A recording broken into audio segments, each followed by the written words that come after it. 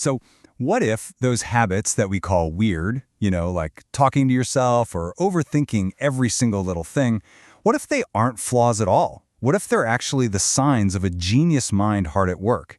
Today, we're going to dive into the surprising and often misunderstood traits that psychologists now link to exceptionally high intelligence. Okay, when you hear the word genius, who do you picture? Just for a second, really. Get that image in your head. What are they doing? How do they act? I'm willing to bet you're picturing someone with perfect grades, a massive vocabulary, or maybe someone who can recall some obscure fact at the drop of a hat. But that's kind of just the Hollywood version, right? It's the stereotype. Well, here's where it gets interesting. Psychologists are discovering that people with exceptionally high IQs almost never fit that mold.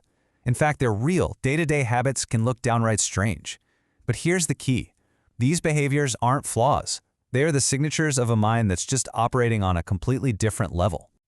So first, let's go inside the mind's inner workshop. We're going to explore the internal habits, the ones you can't always see, that are the true signature of a powerful cognitive engine running at full blast. And the very first one is maybe the most misunderstood of all. They talk to themselves a lot. And no, it is absolutely not a sign that they're losing touch with reality. Not even close. This isn't madness. It's a powerful form of mental organization. See, psychologists find that people with exceptional IQs often think out loud. It's how they rehearse conversations or work through really complex problems in real time. It's literally a strategic tool for the brain. So, what's the real point of all this self-talk? Well, think of it like a cognitive high-efficiency tool. It helps them process complex information way faster, clarify what they're actually feeling, strengthen their memory, and even sharpen their creativity on the fly. All right, another classic trait. They seem to overthink everything. Now, we usually see this as a sign of anxiety, right? But for a gifted mind, it's something else entirely. It's their pattern recognition ability running in complete overdrive. Think of their mind as a powerful simulator. Where most of us see just one decision, they can't help but see a dozen different branching outcomes. Their brain just automatically maps out all the hidden risks and deeper implications that fly right past everyone else. Now, this incredibly intense inner world can't help but shape how they interact with everyone around them. So let's explore how these powerful cognitive traits actually translate into the social habits of a gifted mind. Okay, first off, because they crave depth, small talk isn't just boring to them, it can feel genuinely draining, almost suffocating. Their mind is hungry for meaning, not just conversational noise.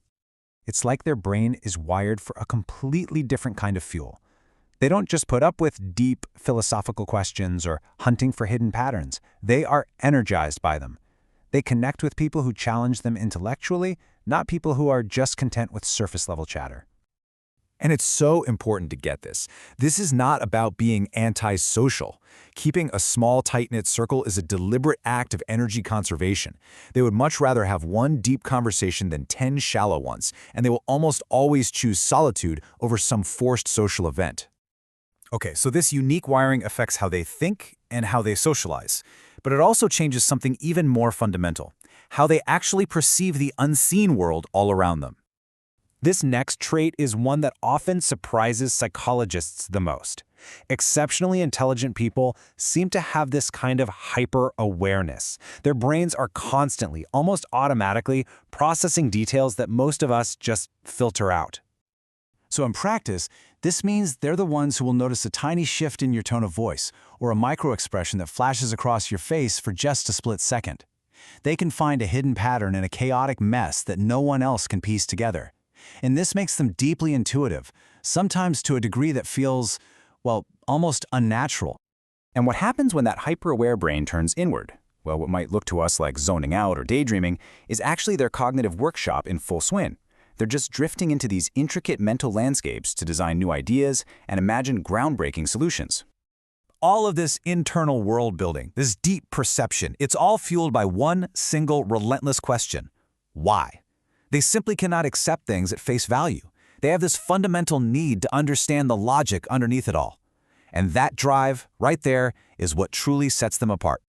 So when you start to put all these pieces together, the self-talk, the overthinking, that small social circle, the constant mind-wandering, a very clear and consistent psychological profile starts to emerge, doesn't it?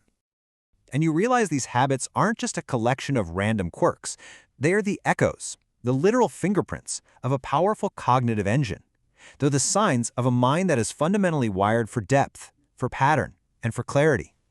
In fact, psychologists actually have a name for people who fit this exact profile. They call them the silent gifted. Their intelligence isn't loud or flashy. It's not about showing off. It's hidden in plain sight, right there within these very behaviors we've been exploring. The hallmarks of the silent gifted are unmistakable once you know what to look for. They feel zero need to brag or show off.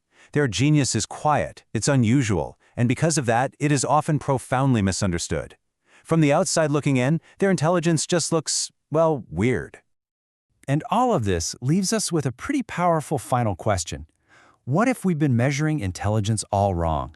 Maybe true genius isn't about the facts you can recall, but about the strange, deep, and beautiful way you see the world.